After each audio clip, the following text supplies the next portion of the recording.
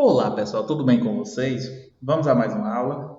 Nossa aula de hoje será de matemática e iremos estudar na aula de hoje reconhecimento da equivalência entre frações e números decimais, certo? Então, aí vocês já estão observando algumas imagens de frações e de números decimais. Nós temos aqui a fração 1/2, que também pode ser chamada de 1/2, certo? 3/8, que também pode ser chamada de 3/8 e 3 décimos, certo? Que também pode ser chamada de 3/10. Pronto. Quanto às frações, nós podemos entender fração como a parte de um todo. Observe aqui na ilustração, ó, que uma figura que era um todo foi dividida em 4 partes iguais e dessas 4 partes iguais foram retiradas 3, certo? Então, como eu poderia representar agora essa fração que foram tiradas 3 partes? Foram tiradas 3 de 4. Então, 3 partes do todo que era 4. Certo? Como que seria a representação desse todo aqui sem que fosse tirado nenhuma? 4/4 ou 4 quartos. Certo? Então, vejam só. Isso são as frações. Coisas que vocês já se deparam no dia a dia quando vão fatiar um bolo, quando vão fatiar uma pizza, certo? Ou seja, vocês estão dividindo o todo em partes iguais. A partir do momento que vocês começam a retirar essas fatias, então aí vocês começam a representar outras frações. Quando você divide a fatia em 8 partes, então 8/8, tirou 2, então ficou 6 de 8, então 6/8, certo? Isso foi utilizado lá no início, quando eu digo no início, há muitos anos atrás, em séculos passados, para divisão de terreno. Por exemplo, o pai tem 4 filhos, divide o terreno em 4 partes iguais e passa para os seus respectivos filhos. Se foram 3 filhos que ele passou o terreno, então as 3 partes teriam que ser iguais. Daí surgiu a necessidade das frações. E os números decimais são os valores, por exemplo, que são representados no nosso sistema monetário, como eu coloquei aqui, 50 centavos, R$ 5,50, certo? E 4 inteiros e 3 décimos. Ou, como nós costumamos ler no dia a dia, 4,3. Então, quando surge essa vírgulazinha aqui, gente, você já tem que entender uma coisa. Nós estamos trabalhando a partir de então com os números decimais. Sendo que os valores que estão do lado esquerdo da vírgula representam a parte inteira, que é o que acontece aqui com o 4.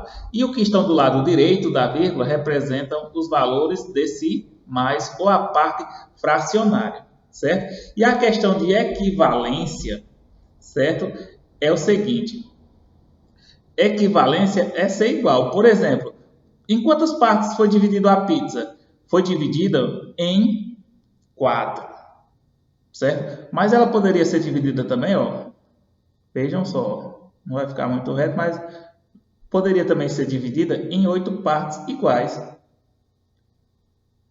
Vejam que a pizza ela não aumentou o seu tamanho. O que foi que aumentaram? A quantidade de fatias. Eram 4, agora são 8. Portanto, se na primeira divisão foram comidas 3 fatias, agora foram comidas 1, 2, 3, 4, 5, 6. Portanto, ficaria 6 oitavos. E veja a equivalência, ó. O numerador, que é o 3 aqui, ó, o numerador da fração, que é esse que fica na parte de cima, foi multiplicado por 2, passou a ser 6. O denominador foi multiplicado por 2, passou a ser 4.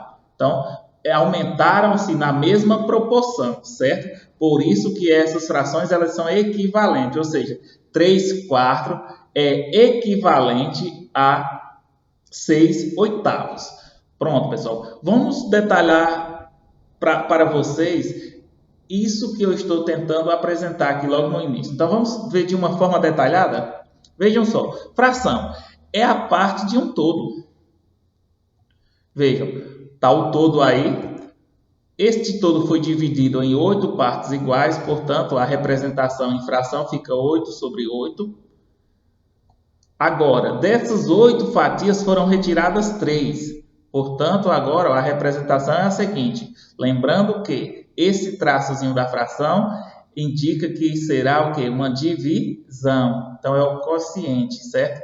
Então, veja, a quantidade total de partes iguais que a figura foi dividida, que é o todo, é o denominador da fração. Fica abaixo do traço, certo? Então, a figura foi dividida em 10 partes. Ficou 10 na parte de baixo. No nosso exemplo aqui, a pizza foi dividida em quantas partes? Em 8. Portanto, é o total de partes que a figura foi dividida. Vai ser o quê? O denominador da fração. E as partes destacadas, que são as que foram retiradas, as fatias aí no caso, é o numerador. Quantos foram? 3, certo? Então, é o numerador. Como vocês vão transformar frações em números decimais, vocês irão dividir o numerador pelo denominador. Sempre, certo?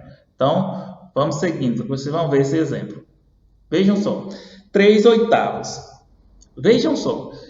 3 oitavos,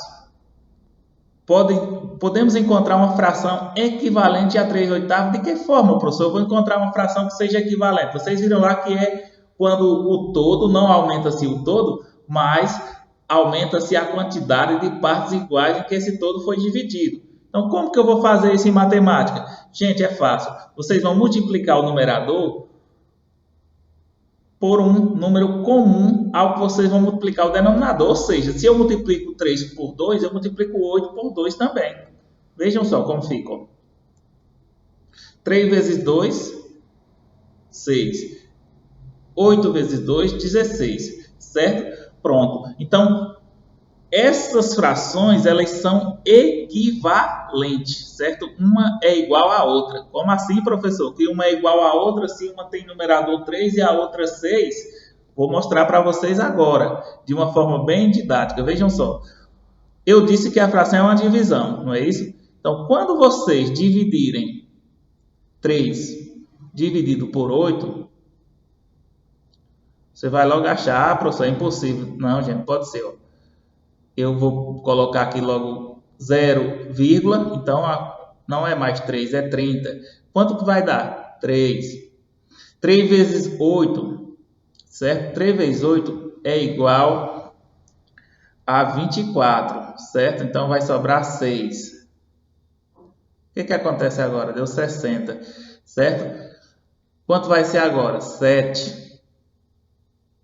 Por que 7? Porque 7 vezes 8 é igual a 56.